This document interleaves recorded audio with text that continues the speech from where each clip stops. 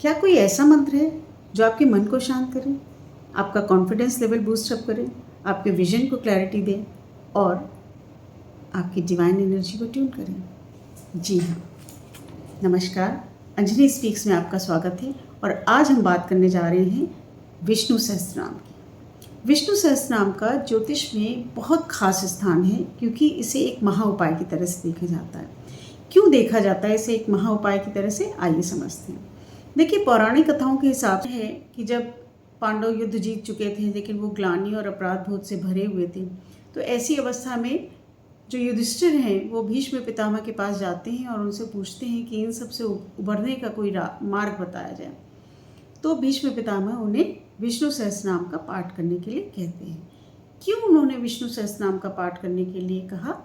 देखिए, विष्णु सहस्त्रनाम 108 श्लोकों का एक महामंत्र है जिसमें विष्णु जी के 1000 नाम हैं और इन नामों को कुछ इस तरह से बुना गया है जिसमें आपके 27 नक्षत्र, हम सबको पता है कि हमारे उसमें 27 नक्षत्र हैं और हर एक नक्षत्र के 4 पद होते हैं।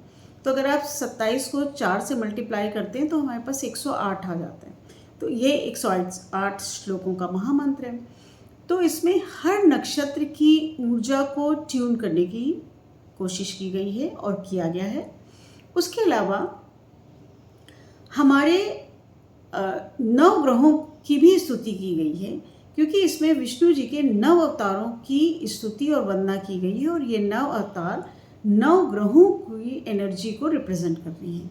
सबसे पहले केतु जो मत्स्य अवतार को रिप्रेजेंट करते हैं, उसके बाद कूर्मा अवतार जो शनि की एनर्जी को रिप्रेजेंट करते हैं और कूर्मा अवतार के बाद आता है अगला वराह अवतार जो राहु की एनर्जी को रिप्रेजेंट करते हैं।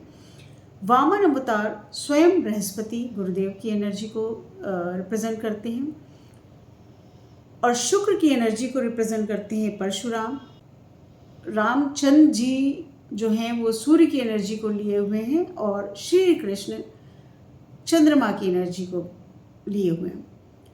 गौतम बुद्ध को जिन्हें नवा अवतार माना गया है वो बुद्ध की एनर्जी को रिप्रेजेंट करते हैं। जैसे आप देखते हैं कि हमारे 9 ग्रह, 27 नक्षत्र और 27 नक्षत्र के चारों पद सारे इसमें शामिल हो जाते हैं। और अगर हम विष्णु सहस्त्रनाम का पाठ करते हैं, क्योंकि कहीं ना कहीं देखिए अल्टीमेटली हमारा जो हॉरोस्कोप है ये इन्हीं 27 नक्षत्रों और 4 पद, उसके अलावा हमारे 9 ग्रहों से बने हुए हैं।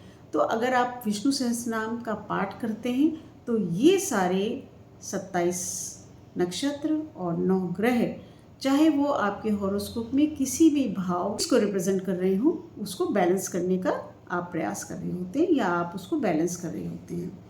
तो विष्णु सहस्त्रनाम का पाठ करिए। और अगर आप पाठ नहीं कर पाते, क्योंकि आजकल हम भागदौड़ की ज़िंदगी में इतना उलझे हुए हैं कि कहीं कहीं बहुत मुश्किल होता है और ये बड़ा भी है, तो शुरू में आप ऐसा कर सकते हैं सिंपल, बहुत सारे यूट्यूब चैनल्स में विष्णु सहस्त्रनाम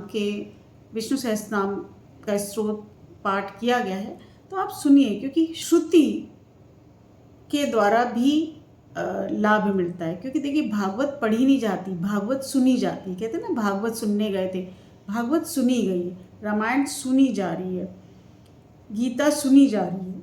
अर्जुन ने गीता सुनी थी, तो सुनने का भी बहुत अच्छा फल मिलता है। तो अगर आप पाठ नहीं कर पाते हैं तो कोई बात नहीं, आप परेशान मत होइए, इसको सुनिए और आप देखिएगा कि आपके जीवन में फ़र्क आएगा।